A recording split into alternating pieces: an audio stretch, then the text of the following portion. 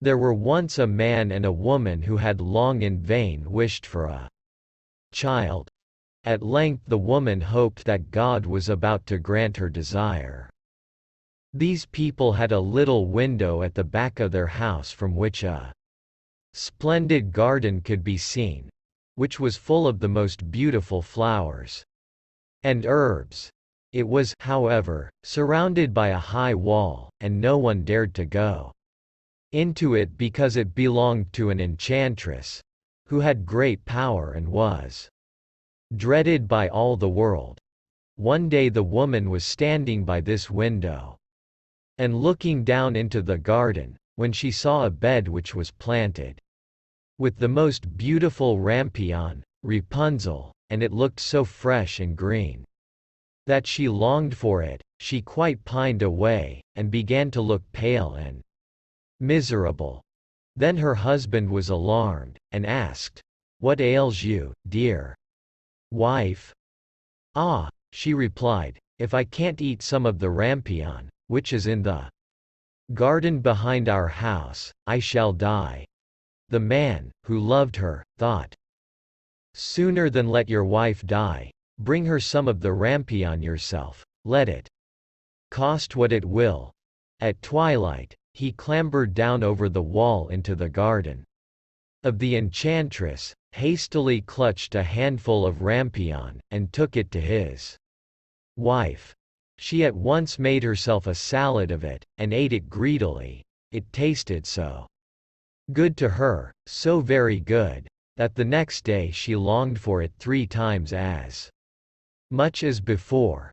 If he was to have any rest, her husband must once more descend into the garden. In the gloom of evening therefore, he let himself down again, but when he had clambered down the wall he was terribly afraid, for he saw the enchantress standing before him. "How can you dare," said she, with angry look, "descend into my garden and steal my rampion like a thief? You shall suffer for it." "Ah," answered he, "let mercy take the place of justice. I only made up my mind to do it out of necessity.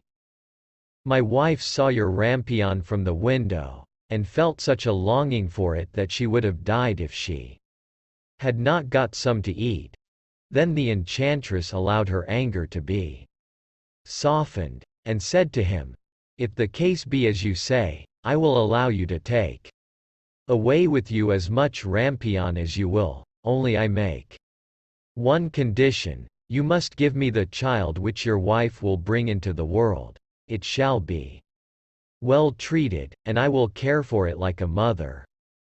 The man in his terror consented to everything, and when the woman was brought to bed, the enchantress appeared at once, gave the child the name of Rapunzel, and took it away with her. Rapunzel grew into the most beautiful child under the sun when she was 12 years old. The enchantress shut her into a tower, which lay in a forest, and had neither stairs nor door, but quite at the top was a little window. When the enchantress wanted to go in, she placed herself beneath it and cried, "Rapunzel, Rapunzel, let down your hair to me." Rapunzel had magnificent long hair, fine as spun gold, and when she heard the voice of the enchantress, she unfastened her braided tresses, wound them round one of the hooks of the window above, and then the hair fell 20 ells down, and the enchantress climbed up by it. After a year or 2, it came to pass that the king's son rode through the forest and passed by the tower. Then he heard a song, which was so charming that he stood still and listened. This was Rapunzel, who in her solitude passed her time in letting her sweet voice resound. The king's son wanted to climb up to her, and looked for the door of the tower, but none was to be found. He rode home, but the singing had so deeply touched his heart, that every day he went out into the forest and listened to it. Once when he was thus standing behind a tree, he saw that an enchantress came there, and he heard how she cried, "Rapunzel, Rapunzel, let down your hair to me." Then Rapunzel let down the braids of her hair, and the enchantress climbed up to her. "If that is the ladder by which one mounts, I too will try my fortune," said he, and the next day when it began to grow dark, he went to the tower and cried, "Rapunzel, Rapunzel, let down your hair to me." Immediately the hair fell down and the king's son climbed up. At first Rapunzel was terribly frightened when a man, such as her eyes had never yet beheld, came to her. But the king's son began to talk to her quite like a friend, and told her that his heart had been so stirred that it had let him have no rest, and he had been forced to see her. Then Rapunzel lost her fear, and when he asked her if she would take him for her husband, and she saw that he was young and handsome, she thought, "He will love me more than old Dame Gothel does," and she said yes, and laid her hand in his. She said, "I will willingly go away with you, but I do not know how to get down. Bring with you a skein of silk every time that you come, and I will weave a ladder with it. And when that is ready I will descend, and you will take me on your horse."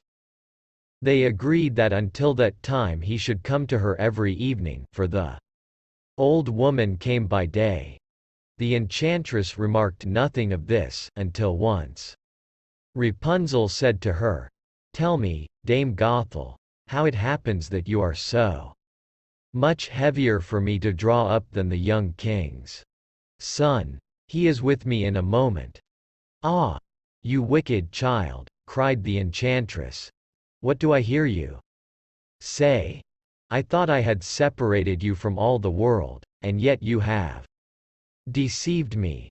In her anger she clutched Rapunzel's beautiful tresses, wrapped them twice round her left hand, seized a pair of scissors with the right, and snip, snap, they were cut off, and the lovely braids lay on the ground, and she was so pitiless that she took poor Rapunzel into a desert where she had to live in great grief and misery.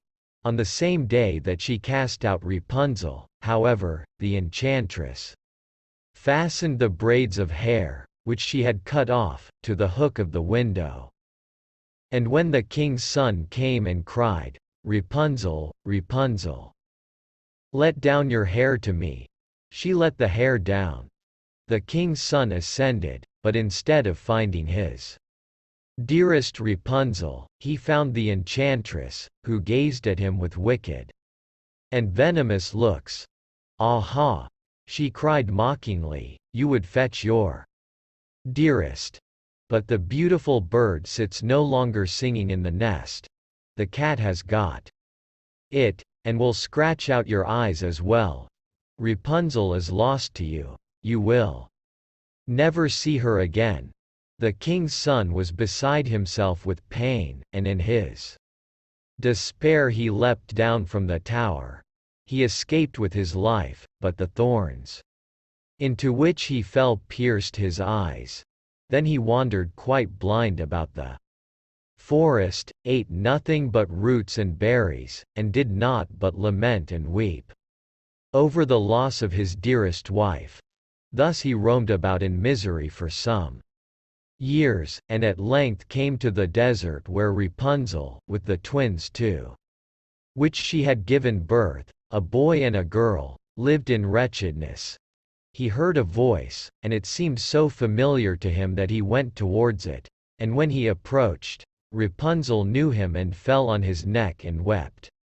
Two of her tears wetted his eyes and they grew clear again, and he could see with them as before. He led her to his kingdom where he was joyfully received, and they lived for a long time afterwards, happy and contented.